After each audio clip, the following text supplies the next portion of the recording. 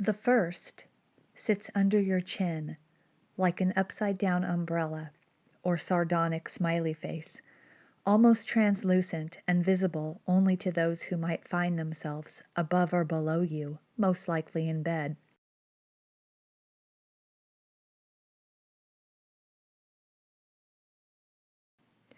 At some point they might ask, "How did you get that?" To which you may respond, "Get what?" Since it's been so long, and then you will remember. Precocious, in that sixth grade kind of way, you might snicker. Some young punk who wanted to kiss me instead threw a rock at me.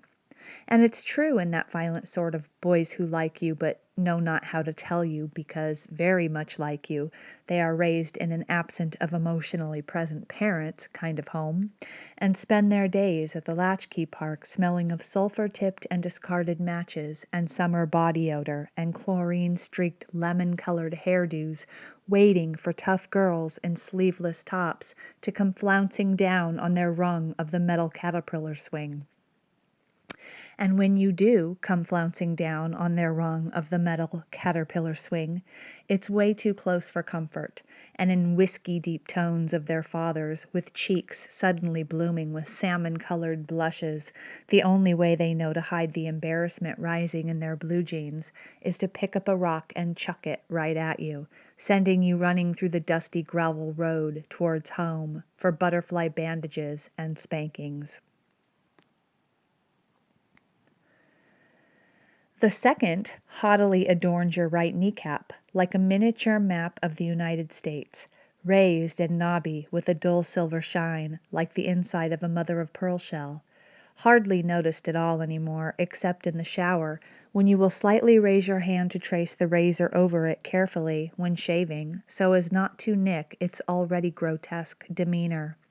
Its reminder of your rebelliousness when you were 11 years old and angry, a reminder of the night you finally got so tired of waiting for your mother to come home, which would inevitably happen hours later as she stumbled in, wine-soaked, threw a purse on the table that spilled a pack of cigs, that you would then steal, sneak out the window with, and head through the desert in the dark, not knowing where you were really going,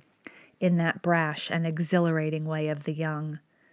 Only you would then realize you had nowhere to go, and that most of your friends were safe in bed, after normal slabs of meatloaf at the dinner table, homework done, tucked in tight, and you would get so angry that while running through the wild blocks of tumbleweed and cacti around your home,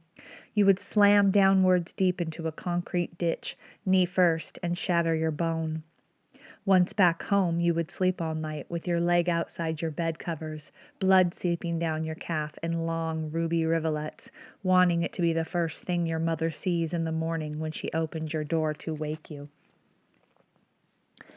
The third still smarts, as it was carved in a manic rush, tears pouring down your cheeks in the early morning sunshine, by a random piece of shattered beer bottle glass found in the sand, abutting the curb of your junior high bus stop, as your throat clogged with the shame, rage, and loneliness of feeling perpetually misunderstood.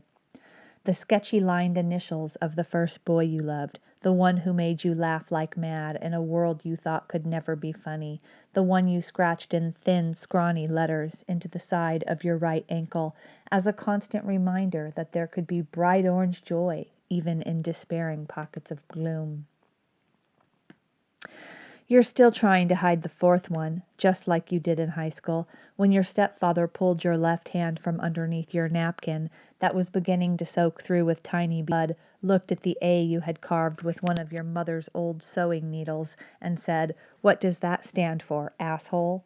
To which you replied, "No, anarchy," and went to bed seething over the hypocrisy in your household.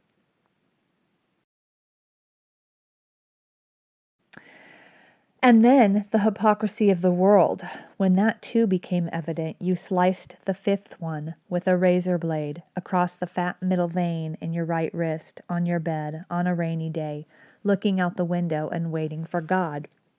But no God came, only a deep sleep, in which you dreamt you were finally a part of the universe, floating like a balloon in the black sky, filled with stars where peace finally coated you like a velvet duvet.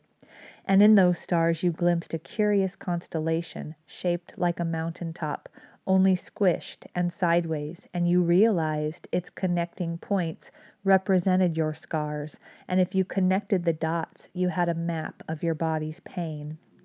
Inside this constellation, you saw your spirit, and it was effervescent, non-permeable, and beating like a galactic heart, and you knew then that no one could ever take that away. Nothing, yet everything, changed that day.